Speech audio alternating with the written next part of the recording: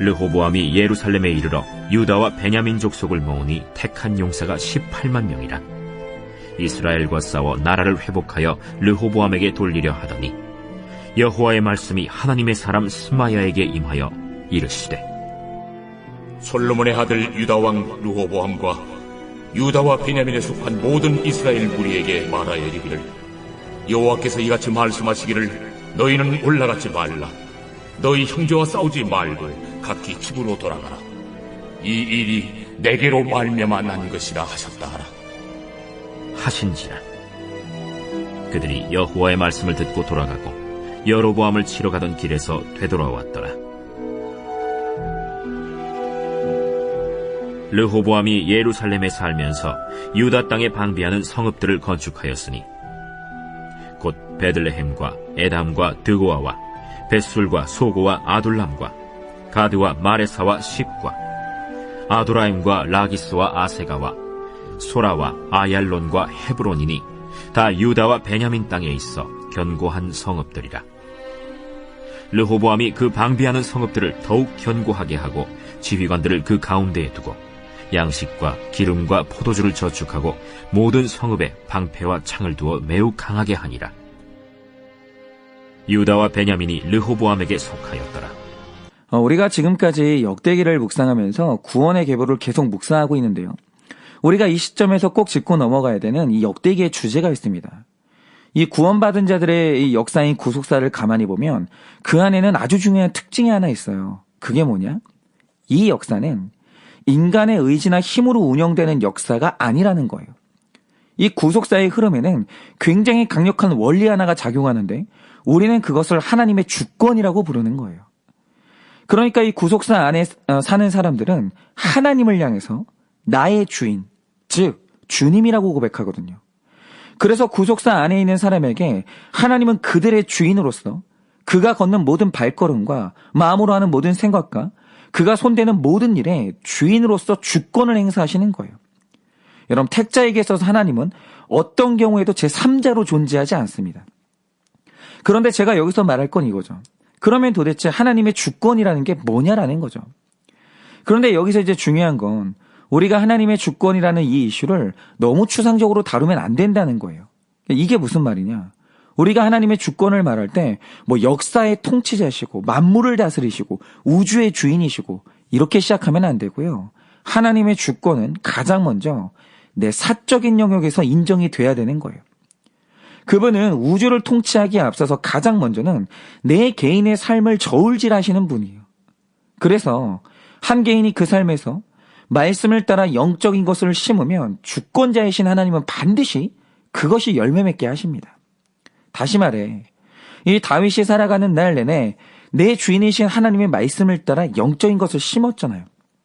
그래서 하나님이 약속하시길 너의 계보에서 다스리는 사람이 끊어지지 않게 하겠다고 구원의 약속을 하셨는데 하나님은 다윗에 심은 것이 반드시 열매 맺도록 주권을 행사하시는 거예요.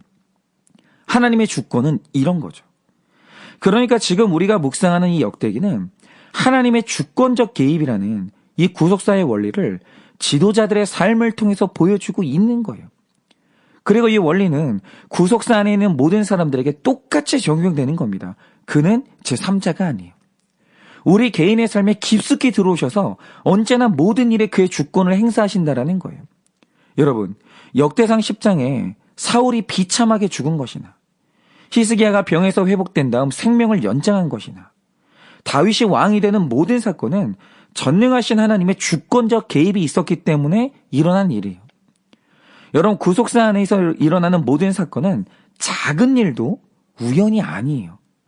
한마디로 역사의 모든 것은 하나님의 눈을 벗어난 것이 없어요. 그래서 우리 택자들은요, 어떤 일이 일어날 때마다 여기에 있는 하나님의 뜻이 뭔가 이걸 고민하는 거예요.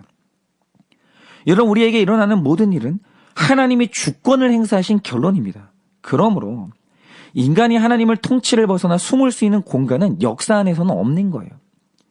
그런데 이 구속사의 원리를 믿는 게 왜 중요하냐? 여러분, 이게 믿어져야 사람은 나 홀로 있는 은밀한 방 안에서도 거룩하고 정직할 수 있는 거예요. 그러니까 어떤 사람이 거룩하다, 정직하다, 그럼 그거는 성품 때문에 가능한 게 아니에요. 여러분, 아무도 보지 않는 곳에서 거룩하고 정직하려면 모든 걸 통치하시는 하나님이 믿어지고 그분이 두려워야 그게 가능해지는 거예요. 그런데 여러분, 어제 말씀을 보세요. 르호보암이요, 그 마음속으로 묻는 것에도 관심이 없고 듣는 일에도 관심이 없어요. 여러분, 이 르호보암은 고집불통에다가 소통이 안 되는 인간입니다. 그런데 또 안 그런 척을 해요. 나의 그런 본성을 꽁꽁 숨겨놓고 안 보여주는 거예요. 그러면서 겉으로 사람들에게는 잘 묻는 척, 잘 듣는 척 쇼를 하는 겁니다. 그러니까 이 흉내내는 인생 자체가 정직이 없는 건데, 여러분, 르호보암이 정직하지 않은 이유가 뭐겠습니까? 한 가지 전제가 있는 거예요. 내 마음의 숨은 의도를 아무도 모를 거라고 확신하는 겁니다. 여러분, 이 익명성이 믿어져야 그 틈으로 거짓말과 정직과 죄가 들어가는 거예요. 여러분, 얼마 전에 우리가 N번방이라고 해가지고 아무도 모르는 방에서 사람들이 굉장히 추악한 성적인 범죄를 저질렀잖아요. 그런데 그들이 거기에서 그렇게 추악한 범죄를 저지를 수 있는 그 용기가 어디에서 났습니까? 우리는 절대 들키지 않는다. 이 텔레그램이라는 이 방에서 우리가 하는 모든 일들은 절대로 들키지 않는다라는 이 확신이 있으니까 거기서 그 대담한 범죄가 나오는 거예요. 그런데 여러분, 역대기가 선명하게 말하는 게 뭡니까? 아무도 모를 것이다. 덮을 수 있다라고 하는 그 은닉성이 하나님 앞에서는 다 무력화되는 거예요. 여러분, 하나님 앞에서는 다 드러납니다. 여러분, 완전히 덮었다고 안심했던 다윗 앞에 갑자기 나단이 나타나서 한 말이 뭡니까? 바로 당신이 그 사람이라 하면서 꽁꽁 숨겨놨던 그 죄를 정확히 찌르시는 거예요. 여러분, 이때 다윗이 얼마나 두렵고 충격을 받았겠어요. 확실히 숨긴 줄 알았는데 나단이 다 알고 있는 거예요. 여러분, 그런데 나단이 어떻게 알았겠습니까? 다윗의 삶이 하나님의 주권 안에 있었거든요.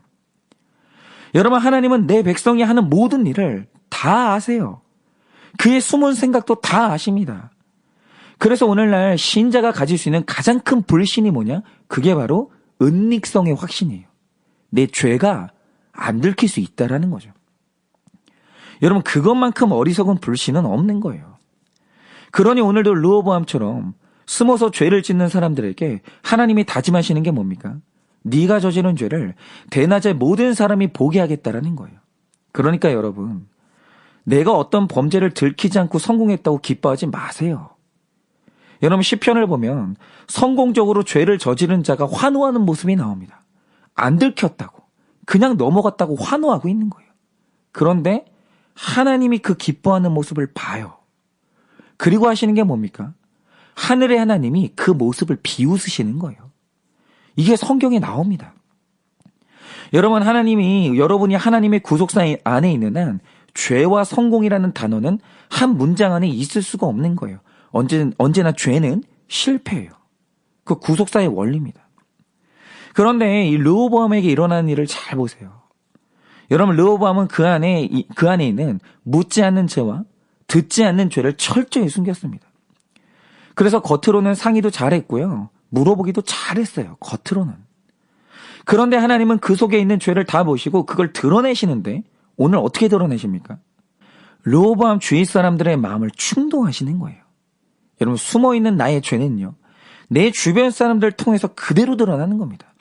그러니까 이런 거죠. 내가 속으로는 고민하지 않았지만 고민 끝에 내린 결정처럼 말하면 이 백성들이 나를 두려워하고 나를 왕으로 인정할 줄 알았어요. 그런 계산이 다 있었습니다. 그러니까 사람들이 내가 속이면 속을 줄 알았던 거예요. 그런데 갑자기 북쪽의 열지파가 생각지도 않았던 반응을 보이는데 갑자기 나를 대하는 마음이 차가워지더니 반역의 발언을 하고 심지어 내가 화해의 사신으로 보낸 아도람을 죽이는 거예요. 즉, 하나님은 내 마음에 숨은 죄를 내 주변 사람을 통해 드러내시고 나를 치시는 거예요. 여러분, 오늘 르호보암의 삶에 갑자기 생각지도 않았던 반역이 일어났어요. 그런데 이게 우연일까요? 오늘 역대기가 말하는 건 그게 아니라는 거예요. 여러분, 지금 르호보암이 당하는 사람 고난은요, 르호보암의 숨은 죄를 다 보시는 하나님이 주신 주권적인 사건이에요. 여러분, 하나님 앞에서는 숨길 수가 없는 거죠. 그런데요, 이게 제가 사역을 하다 보면 저도 경험하는 게 바로 이거예요. 여러분, 제가 죄를 안 짓겠습니까? 짓겠죠. 그런데 여러분, 설마 목사가 죄를 지을 때 성도님들이 다 보는 앞에서 다 알게 죄를 짓겠습니까? 아니겠죠. 저는 죄를 지으면 숨어서 지어요. 누구나 다 그렇지 않겠습니까? 다 숨어서 죄를 짓습니다. 그런데 정말 신기한 게 뭐냐? 나는 분명히 숨어서 죄를 지었기 때문에 성도님들은 내가 지은 죄를 몰라요. 그건 분명합니다. 그런데 이상한 게 뭐냐?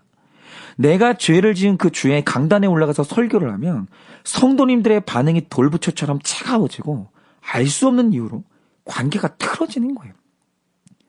자꾸 사람들이 저하고 부딪히고 저를 찌르는 거죠.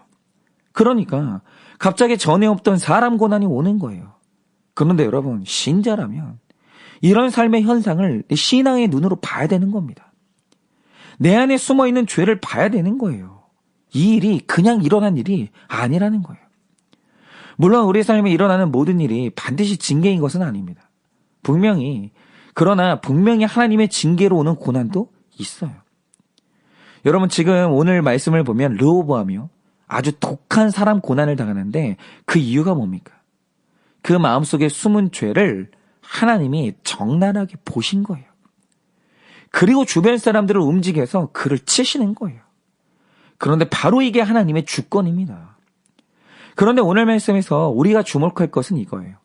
여러분, 어떤 신자도요, 반드시 한 번 이상은 숨어서 죄를 짓는 어리석은 짓을 해요. 사람이 죄를 지으면서요, 안 들킬 수 있지 않을까? 이게 한 번쯤은 그냥 넘어갈 수도 있지 않을까? 이런 헛된 소망을 품습니다. 여러분, 세상에 겉과 속이 완전히 같은 사람은 없어요. 그리고 르호보암도 그랬습니다. 그런데 오늘 말씀에서 반드시 봐야 되는 게 뭔가? 그러나 역시나 구속사 안에 있는 사람답게 르호보암 안에는 하나님을 잊지 못하는 신앙의 뿌리가 있는 거예요.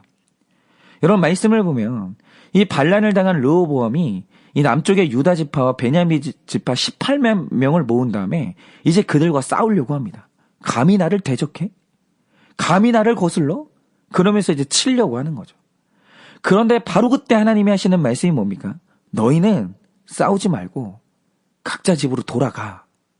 왜냐? 이 일은 우연이 아니라 내가 한 일이거든. 네가 죄를 지었으므로 내가 너를 친 거야. 이건 네 삶의 결론이야. 이러시는 거예요. 그런데 여기서 빛나는 르호보암의 한 가지 선함이 뭡니까? 하나님이 왜 내 삶에 고난을 주시냐고. 아니, 속으로 딴 생각 좀 한 게 그렇게 큰 죄냐고 억울해하는 게 아니고요. 거기서 자기 안에 숨은 죄와 이 죄가 얼마나 심각한지를 인정합니다. 그리고 이 모든 일이 다 내 삶의 결론이라는 게 인정이 되는 거예요. 그러자 그 안에서 올라오던 억울함과 분노가 누그러들더니 싸움을 그칩니다. 여러분, 바로 이게 신자의 고난과 불신자의 고통이 다른 지점이에요. 여러분, 신자나 불신자나 삶에서 다 고난 당하죠. 여러분, 우린 다 사람 고난을 당해요. 사람 때문에 아파요. 그런데 하나님의 주권을 인정하고 그분의 손길을 따라서 움직이는 사람은요, 그 어려움의 분위기가 달라요. 분명히 고난이 오는데 뭔가 그 밑에 낙관성이 흐르는 거예요. 고난은 왔지만 하나님의 어려움을 이길 힘도 주시고 기도의 문도 닫히지 않고 스마야처럼 붙잡아주는 사람도 나타나요. 하여간 하나님의 주권 아래 있는 사람은 그 고난에 뭔가 낙관성이 흘러요. 이대로 끝날 것 같지는 않은 거예요. 그런데 어떤 사람은요, 어려운 일을 당하잖아요. 그럼 그 즉시로 주위 사람들이 다 떠나고 어떻게 손도 쓸 수 없을 정도로 일이 꼬이고 기도의 문이 완전히 닫히는 사람이 있어요. 그런데 정말 가만히 보면 그런 분들의 대부분은 그 삶이 하나님 앞에서 그렇게 강팍한 사람이 많아요. 그런데 이건요, 자기 본인이 제일 잘 아는 거예요. 여러분, 숨어서 내가 고난을 당하는 순간 등에서 식은땀이 쫙 흐릅니다. 그리고 하는 생각이 뭐냐? 아, 하나님이 내 죄를 보셨구나. 이거 하나님이 내 죄를 갚으시는구나. 그걸 알아요. 고난 당하는 순간 등에서 식은땀이 쫙 흐르는 거예요. 그러나 내 죄의 결론으로 고난받을지라도 택자는 고난받을 때 하나님이 그 마음에 용서와 문제 해결에 대한 소망도 주시는 거예요. 그런데 악인이 당하는 환난에는 하나님이 그런 소망을 주지 않는 거예요. 여러분, 바로 이거죠. 우리가 지금 묵상하는 역대기 상하는 하나님의 신적인 개입을 훨씬 개인적인 차원에서 다룹니다. 그러니까 이 국가적인 시점에서만 다루는 게 아니에요. 그래서 역대상 10장 10절을 보면 사울의 죽음을요, 하나님의 심판이라고 말해요. 하나님의 주권적 사건이라는 거죠. 그런데 겉으로만 보면 이 사울의 죽음은요, 타살이 아니에요. 그것은 분명히 사울 스스로가 결단했던 자살이었습니다. 그런데 역대상은 하나님이 저를 죽이셨다고 분명히 말합니다. 그런데 하나님이 그를 치신 이유가 뭔지를 나오는데 저가 여호와께 범죄하였으므로 죽이셨다라고 해요. 그런데 사울이 범죄하는 걸 사람들이 몰라요. 근데 하나님은 그걸 다 보신 거예요. 여러분, 이런 비참한 최후를 맞이하게 하신 것이 하나님이라는 거죠. 여러분, 이렇게 하나님은 모든 개인의 삶에 심판자와 상 주시는 자로 정확히 살아계시는 거예요. 여러분, 여로보암이 죽는 것도 하나님이 치신 것 때문이고, 아합이 전쟁에 나갔다가 갑옷 사이에 화살이 꽂혀 죽은 것도 하나님이 그를 치신 결과예요. 역대기는 이걸 계속 말합니다. 우연은 없는 거예요. 그런데 이것만 믿어지고 해석이 돼도 우리 삶의 고난이 확 줄어들고 내 거룩이 진전을 하는 거예요. 그러니까 이 오늘 말씀이 보여주는 것처럼 역대기는 이 하나님의 주권적 통치를 지정학적 영역을 넘어서서 모든 나라에 미치고 모든 사람의 마음을 저울질하시는 분으로 하나님을 묘사하는 거예요. 그래서 여러분 잘 들으세요. 하나님이 우리의 숨어서 하는 생각과 말을 다 듣고 계시기 때문에 신자는 그 입에서 믿음의 말이 아니면 함부로 하면 안 돼요. 여러분, 성질 난다고 막말하는 사람은 자기 인생을 자기가 망가뜨리는 사람이에요. 여러분, 우리의 숨어서 하는 모든 언어를 다 듣고 계시는 하나님이 있다라는 거예요. 여러분, 이 역대기의 메시지는 분명합니다. 아브라함으로부터 섬겨온 하나님이 이스라엘 모든 한 사람 한 사람 가운데, 그리고 우리 한 사람 한 사람 가운데 주인이시고 그가 우리를 통치하신다는 이것을 역대기는 다양한 사건을 통해서 계속 우리에게 말해주는 거예요. 그리고 오늘 말씀도 바로 그게 주제예요. 다 하나님이 하신 거예요. 여러분, 우리가 한번 이 인생을 살고 있는데 여러분, 어떻게 살아야 잘 될 것이고 보람 있게 살 것인가? 그게 우리 인생의 질문 아닙니까? 그런데 역대기 저자는 그것을 알고 싶으면 역사의 이 역대기의 사실들을 보라는 거예요. 거기에는 일관된 원리가 있는데 그 원리란 하나님이 모든 개인의 삶의 주권자가 되신다는 사실을 믿는 거예요. 그에게 순종하고 믿을 때만 형통이 가능하다는 겁니다. 그리고 저 같은 목사가 목회를 할 때도 이런 관점에서 목회를 해야 되는 거예요. 내 자신과 내가 양육하는 성도님들이 이 원리에서 떠나는 순간 그는 교회를 나와도 그 불신자예요. 여러분, 내가 내 인생을 결정하고 내가 내 인생을 개척한다? 여러분, 이런 생각을 가진 사람이 교회를 출석하잖아요. 그는 교회를 떠난 사람이에요. 여러분, 참 믿음이란 뭐냐? 하나님이 내 삶을 저울질하시고 그가 나의 한 걸음 한 걸음을 달아보시는 분이라는 것을 믿어야 되는 거예요. 그래서 오늘 말씀도 보면 하나님이 이 르호보암의 마음이 올바르게 서 있는지 그 마음을 다림줄로 달아봤는데, 여러분 오늘 말씀을 보면 그 마음에 치우치고 기울어진 곳이 발견이 된 거예요. 아무도 모르는데 그 마음에 기울어진 것을 하나님은 정확히 아는 거예요. 그런데 여러분, 이건 일반 건물을 지을 때도 마찬가지인데요. 이 짓다가 균형을 재보니까 이 건물이 비틀어진 거예요. 그러면 이게 발견됐을 때 가장 손해를 덜 보는 일이 뭔지 아십니까? 그 즉시 무너뜨리고 다시 세우는 거예요. 여러분, 사울이 왜 무너졌는지 아십니까?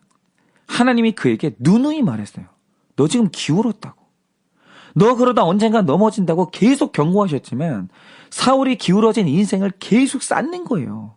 그 길을 멈추질 않는 겁니다. 그런데 그게 계속되면 언젠가 경사가 심해지면서 그 건물이 무너지는 거예요. 그런데 오늘 하나님이 르호보암에게 말씀하시는 게 뭡니까? 할아버지와 아버지 때 죽을 고비를 넘겨가면서 통일 왕국을 이뤘어요. 그런데 이 왕국이 잘 세워지다가 솔로몬 때부터 기울어지기 시작하더니 이게 르호보암 때문에 드러난 거예요. 너무나 기울었다라는 게. 그러자 오늘 하나님이 명하시는 게 뭡니까? 완전히 다 무너뜨리고 남쪽 지파를 통해서 다시 시작하라는 거예요. 통일 왕국 그거 다 무너뜨리고 처음부터 다시 시작하라는 거죠. 여러분, 하나님은 비틀어진 인생을 향해서 쌓지 말고 다 무너뜨린 다음에 다시 조정하라고 하시는 거예요. 이렇게 계속 안타깝게 말씀하시는데 무지한 인간들이 계속하는 게 뭔가 기울어졌는데 회개 없이 계속 쌓는 거예요. 잘못된 길을 계속 걸어 나가는 거예요. 그런데 오늘 르호보암이 한 일이 뭡니까? 내 속에 기울어진 그것을 인정했어요. 하나님이 통일왕국을 무너뜨리실 때 인정했고 처음부터 다시 쌓으라 하실 때 다시 시작한 거예요. 그래서 르호보암은 오늘 하나님 뜻대로 잘 산 겁니다. 그래서 르호보암이요, 고난이 그래도 여기서 끝난 거예요. 여러분, 만약에 하나님의 말씀에 불순종해서 나는 잘하고 있다고 주장하면서 계속 나갔으면 여러분, 르호보암의 고난은요, 끝간데가 없는 거예요. 여러분, 르호보암이 시작은 어리석었어요. 그렇지만 지혜롭게 결론을 지은 겁니다. 그러니 여러분, 오늘 말씀의 핵심이 뭐겠습니까? 여러분이나 저나 하나님의 주권을 인정하는 자가 되라는 거예요. 하나님이 기뻐하시는 자가 되자는 그겁니다. 여러분, 그게 우리 인생의 목적이 되자라는 거예요. 그러면 우리는 설령 무너져도 다시 시작할 수 있어요. 여러분, 하나님이 우리를 다 무너뜨리실 때는 다시 세우려는 계획이 있으신 겁니다. 그러니 만약 오늘 사람을 통해 고난받는 분이 계시다면, 그리고 오늘 내 삶에 공들였던 탑이 무너지는 일이 계시다면 내 안에 숨은 죄는 없는지, 그리고 내 안에 말씀을 떠나서 치우치고 기울어진 것은 없는지 여러분 그 마음에 정직하게 살피셔야 돼요. 그리고 만약에 그것이 발견된다면 내 자존심, 내 자랑, 내 신앙의 연륜 이런 거 다 무너뜨리고 처음부터 다시 세우셔야 됩니다. 그때 하나님께서 르호보암 같은 그 겸손을 기뻐하시고 다시 여러분의 인생을 아름답게 세워줄 줄을 믿습니다.